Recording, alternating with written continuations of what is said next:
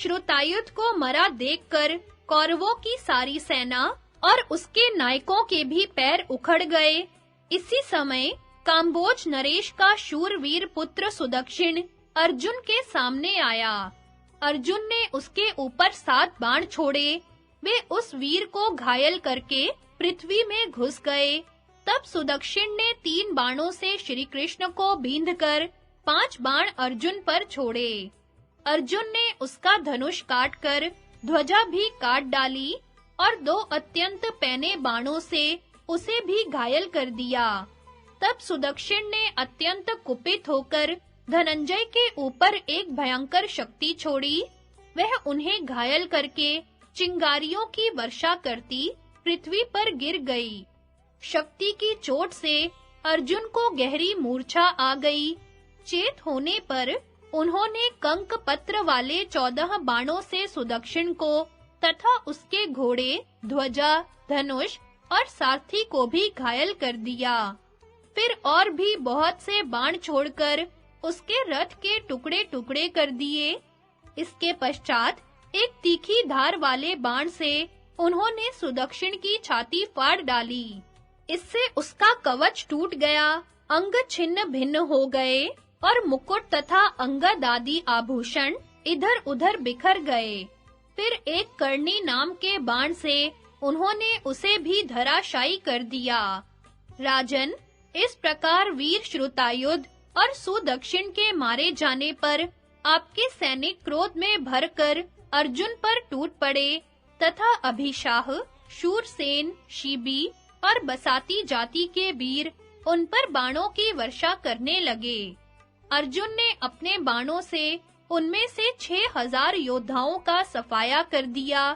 तब उन्होंने चारों ओर से अर्जुन को घेर लिया, किंतु वे जैसे-जैसे धनंजय की ओर गए, वैसे ही उन्होंने अपने गांडीव धनुष से छूटे हुए बाणों से उनके सिर और भुजाओं को उड़ा दिया।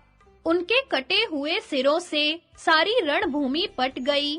जिस समय वीर धनंजय उनका इस प्रकार संहार कर रहे थे, महाबली श्रुतायु और अच्युतायु उनके सामने आकर युद्ध करने लगे। उन दोनों वीरों ने उनकी दाईं और बाईं ओर से बाण बरसाना आरंभ किया और हजारों बाण छोड़कर उन्हें बिल्कुल ढक दिया। इसी समय श्रुतायु ने अत्यंत क्रोध में भरकर अर्जुन पर बड़े जोर से तोमर का वार किया। उससे घायल होकर वे एकदम अचेत हो गए। इतने में ही अच्युतायु ने उनके ऊपर एक अत्यंत तीक्ष्ण त्रिशूल फेंका। उसकी चोट ने अर्जुन के घाव पर नमक का काम किया और वे बहुत घायल हो जाने के कारण अपने रथ की ध्वजा के डंडे का सहारा लेकर बैठे रह गए। तब अर्जुन को मरा हुआ समझकर आपकी सारी सेना में बड़ा कोलाहल होने लगा। अर्जुन को अचेत देखकर श्री कृष्ण बड़े चिंतित हुए और अपनी मधुर वाणी से उन्हें सचेत करने लगे। उससे बल पाकर वे धीरे-धीरे होश में आने लगे। इस प्रकार मानो उनका यह नया जन्म ही हुआ। उन्होंने देखा श्री कृष्ण और उनका रथ बाणों से ढके हुए हैं तथा दोनों शत्रु सामने डटे हुए हैं।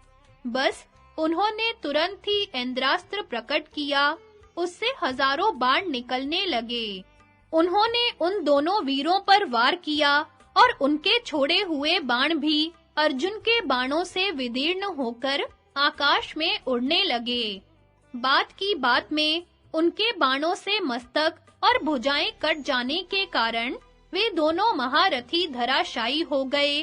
इस प्रकार श्रुतायु और अच्युतायु का वध हुआ देखकर सभी लोगों को बड़ा आश्चर्य हुआ। इसके पश्चात अर्जुन उनके अनुयायी 50 रथियों को मारकर और भी अच्छे-अच्छे वीरों का संहार करते कौरवों की सेना की ओर बढ़े। श्रुतायु और अच्युतायु का वध हुआ देखकर उनके पुत्र नियतायु और दीर्घायु क्रोध में भरकर बाणों की वर्षा करते अर्जुन के सामने आए, किंतु अर्जुन ने अत्यंत कुपित होकर अपने बाणों से एक मुहूर्त में ही उन्हें यमराज के पास भेज दिया। हाथी जिस प्रकार कमल वन को खूंद डालता है, उसी प्रकार महावीर अर्जुन कौरवों की सेना को कुचल रहे थे। उस समय कोई भी क्षत्रिय वीर उन्हें रोक नहीं पाता था।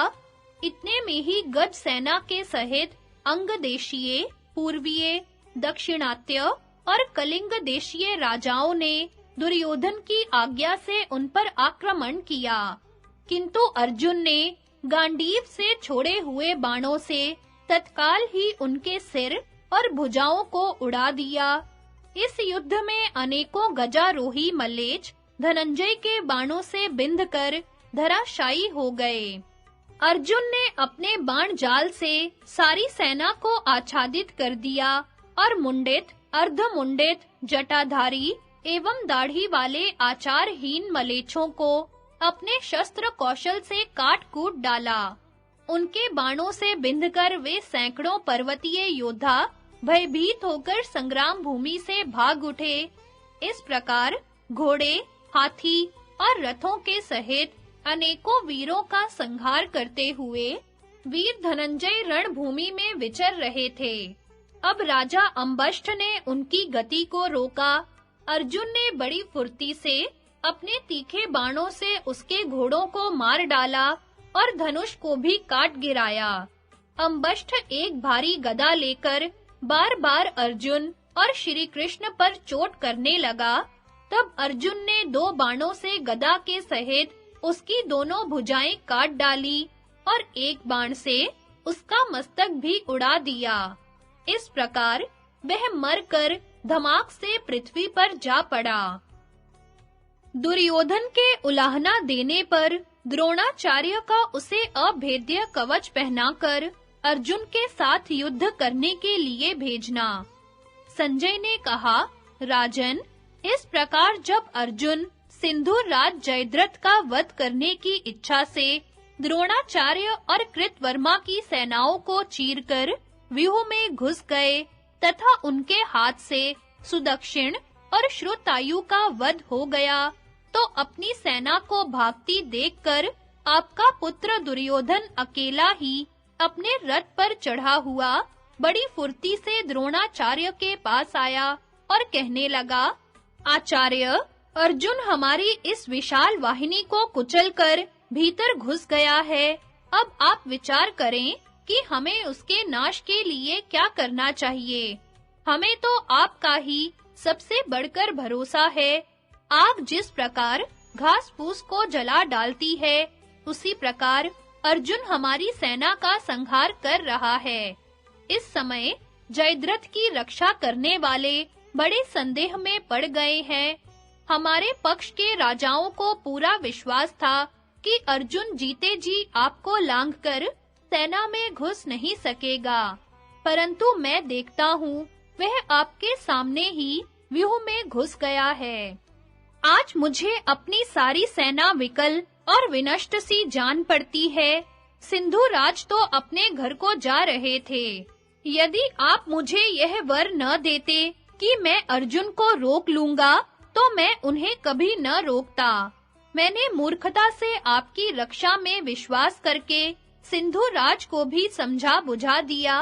मेरा विश्वास है कि मनुष्य यमराज की दाढ़ों में पड़कर भले ही बच जाए, किंतु रणभूमि में अर्जुन की हाथ में आकर जयद्रथ के प्राण किसी प्रकार बच नहीं सकते। अतः अब आप कोई ऐसा उपाय कीजिए जिससे सिंधु राज की रक्षा हो सके। मैंने घबराहट में कुछ अनुचित कह दिया हो तो उससे कुपित न होकर आप किसी प्रकार इन्हें बचाइए।